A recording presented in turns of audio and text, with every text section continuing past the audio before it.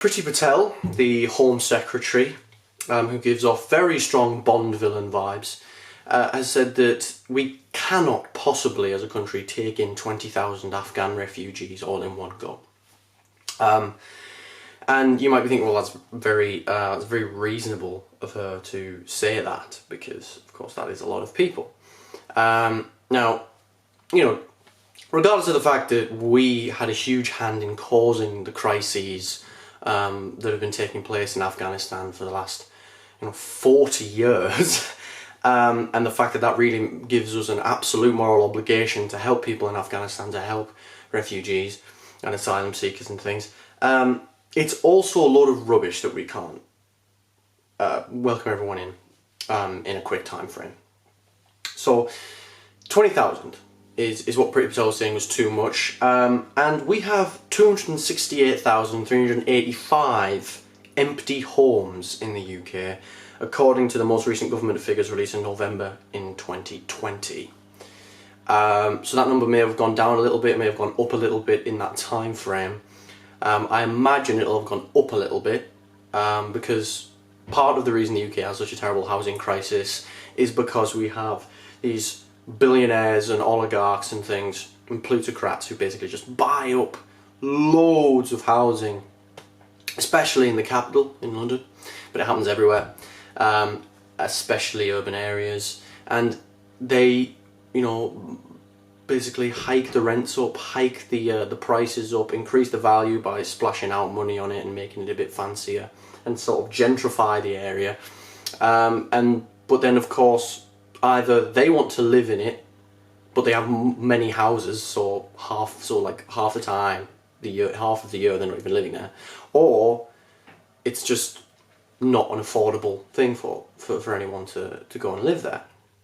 Right? People need low cost, high quality housing. That's what people, like in my generation especially, are really, really struggling to get. So there are a lot of empty homes in our country, like a lot. And that number is more than 10 times higher than the number of refugees that Priti Patel's saying we can't possibly take them all in at once.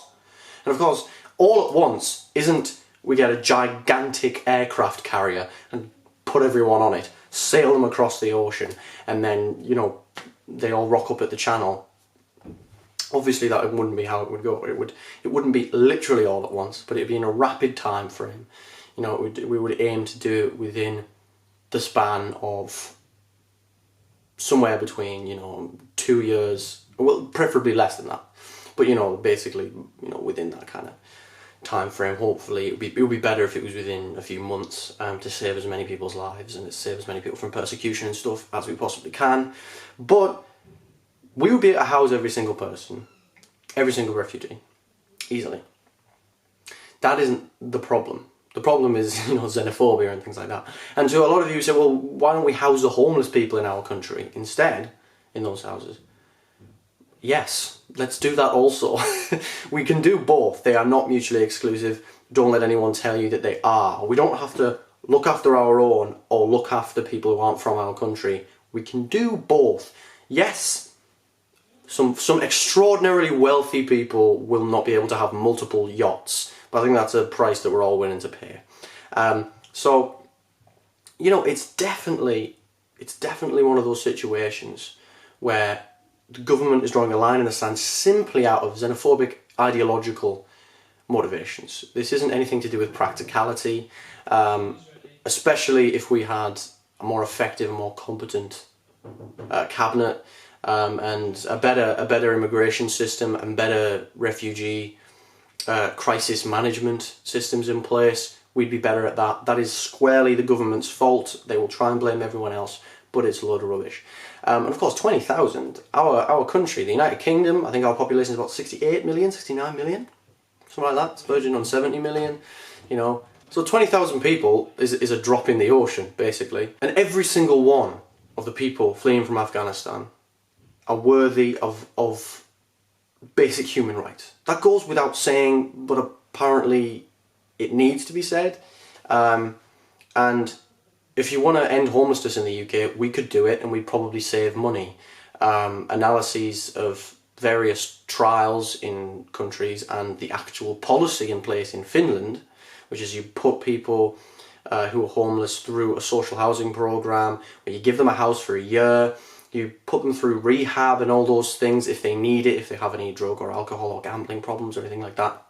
You give them mental health support, physical health support, you get them into a good job that pays well, where they have fair working conditions, decent hours, and it's all, you know, and they can make friends, they can get camaraderie, they can find out, you know, really they can make social connections, which is a really important thing that a lot of people don't realise homeless people have huge struggles with, that helps trap them in that state.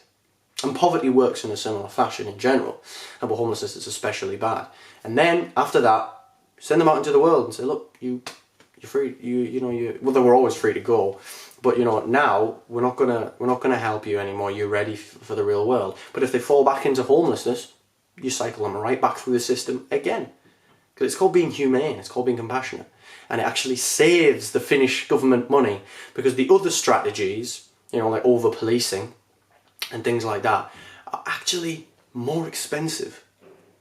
So just remember that. The US, the UK, China, certainly in its urban centres, everywhere, every extremely wealthy country could end homelessness, and they'd probably save money doing it. So we should do that, and we should house more than 20,000 refugees, let's be honest. But unfortunately, you know, the political discourse in this country is kind of quite immature in that regard. And yeah, if we're going to be building loads more houses and having good social housing programs, anti-homelessness programs, and bringing refugees, saving them from persecution, yeah, maybe we're going to have to increase taxes on the wealthiest people in society, people making over 100k a year. I'd say that's definitely a worthy cause, and the people who are making a lot of money would still be making a lot, it just wouldn't be quite as a lot. So yeah, I'm interested in your thoughts on if you think Priti Patel actually has a point, or if you agree with me, or if you have some different view on this. I'm always interested to read your comments, so make sure to leave them down below, and thanks for watching as always, and I'll see you all in the next one. Cheers.